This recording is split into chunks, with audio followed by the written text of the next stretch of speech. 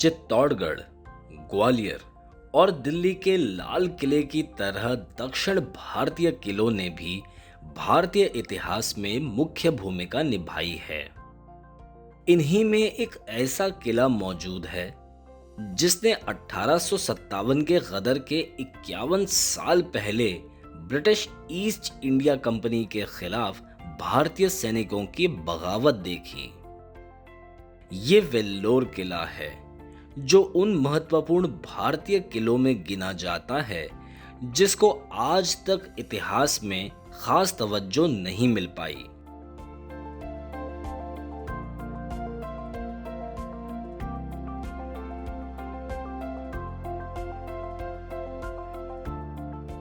तमिलनाडु राज्य के वेल्लोर जिले में बालाजी नगर में स्थित वेल्लोर किला ग्रेनाइट, पत्थरों और चूने से बना है।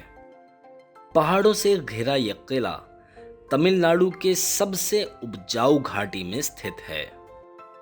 वेल्लोर किले से जुड़े ऐसे कई दिलचस्प पहलू हैं जो इसको ऐतिहासिक दृष्टिकोण से भरपूर बनाते हैं। आइए आपको इनके सफर पर ले चलते हैं।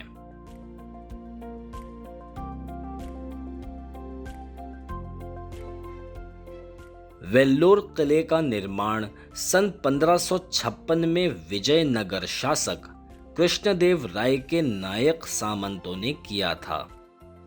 हालांकि इसकी सामरिक महत्वता सन 1556 के तल्लीकोटा की जंग के बाद तब बढ़ी जब वेंकट द्वितीय के शासनकाल के दौरान चंद्रगिरी विजयनगर की चौथी राजधानी बनी। इसके बाद यह किला सन 1606 में उनका रिहायशी इलाका बना। इस दौरान क्षेत्र में अपने शासन बढ़ाने की फिराक में तीन नायक साम्राज्यों सेंजी, तंजावुर और मदुरई के बीच सन 1610 के दशक के दौरान एक गृह युद्ध छिड़ा जिसको बीजापुर और गोलकोंडा सुल्तानों ने कर्नाटक में अपनी सल्तनत को बढ़ाने के लिए एक मौके के तौर पर देखा। इसके कारण न सिर्फ विजयनगर साम्राज्य समाप्त हुआ बल्कि सन 1656 में बीजापुर सुल्तानों ने जीत के तौर पर वेल्लोर किला अपने नाम किया। 20 साल बाद यह किला मराठों के हाथ लगा जो इस क्षेत्र में तब तक एक प्रभावशाली ताकत बन चुके थे। लेकिन वो इस किले पर अधिक समय तक नहीं टिक पाए क्योंकि मुगल सेनापति दाऊद खान ने सन 1710 में यहां हमला किया और इस किले को मुगलों के अधीन लाया। आगे चलकर ये मुगलों से आजादी का ऐलान करने के बाद सल्तनत आरकोट के वेल्लोर जागीर का मुख्यालय बना।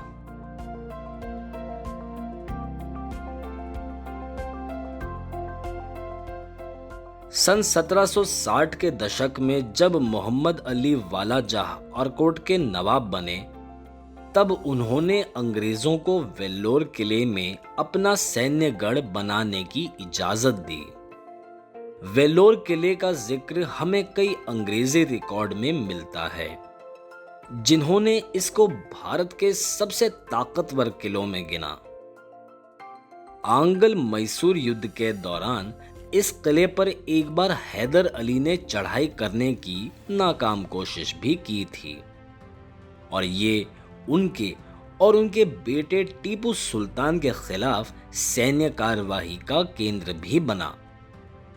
सन 1799 में चौथे आंग्ल मैसूर युद्ध में श्रीरंगपट्टनम के कब्जे और टीपू की मौत के बाद उसका पूरा परिवार वेल्लोर किले में दाखिल हुआ जहां पर उनको खास क्वार्टर में रखा गया था। ये क्वार्टर आज हैदर महल और टीपू महल के नाम से जाने जाते हैं। ठीक ऐसे ही सन 1815 में श्रीलंका के कांडी के शासक श्री विक्रम राज सिंघे को भी यहां अपनी रानी के साथ रखा गया था जब उनके साम्राज्य पर अंग्रेजों का कब्जा हुआ। विक्रम सिंघे 17 वर्षों के लिए सन 1832 में अपनी मौत तक यहीं रहे। वेल्लोर किले के भीतर मौजूद कांडी महल और मुथु मंडपम उनके यहाँ रहने का गवाह है। दिलचस्प बात यह है कि राज सिंह उसी नायक कुल से ताल्लुक रखते थे जिन्होंने इस किले का निर्माण किया।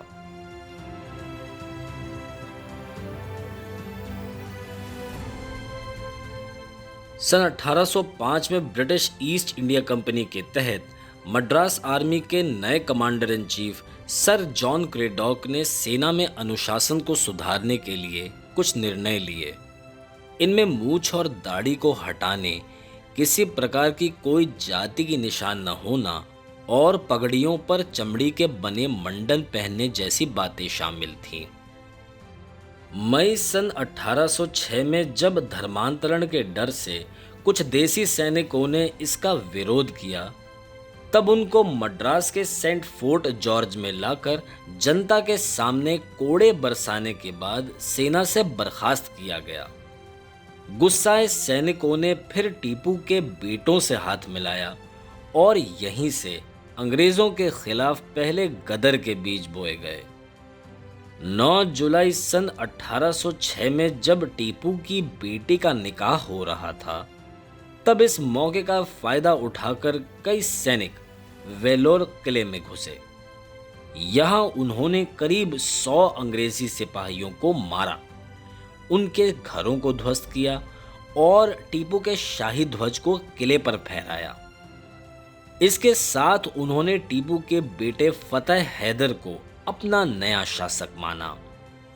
10 जुलाई सन 1806 की दोपहर तक आरकोट की मद्रास कैवलरी ने इस बगावत को कुचला, जिसके बाद कई सैनिकों को सेना से बर्खास्त किया गया और कईयों को मौत के घाट उतारा। इस घटना ने इंग्लैंड को झकझोर कर रख दिया था, जिसके बाद क्रेडॉक के साथ तत्कालीन भारतीय गवर्नर जनरल विलियम बेंटिक को न सिर्फ नौकरी से निकाला, बल्कि क्रेडॉक के लिए गए सभी निर्णयों को भी मजबूरन वापस लिया गया था। वहीं टीपू के परिवार को कलकत्ता भेजा गया।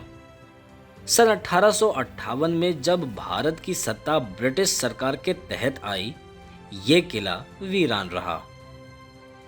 सन 1947 में भारत की स्वतंत्रता के बाद वेल्लोर किला भारतीय पुरातत्व विभाग के तहत आया, जो आज यहां मौजूद बादशाह और बेगम महलों से अपना कार्यभार कायम रखता है।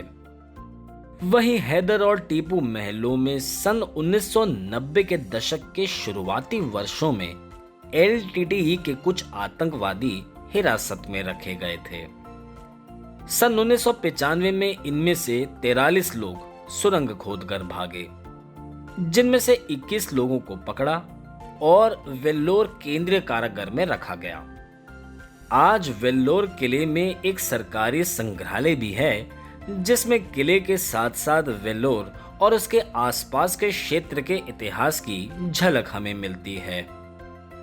आज वेल्लोर किला भारतीय स्वतंत्रता संग्राम का वो गढ़ है जिसकी दीवारों में क्रांति की खुशबू आज भी कायम है।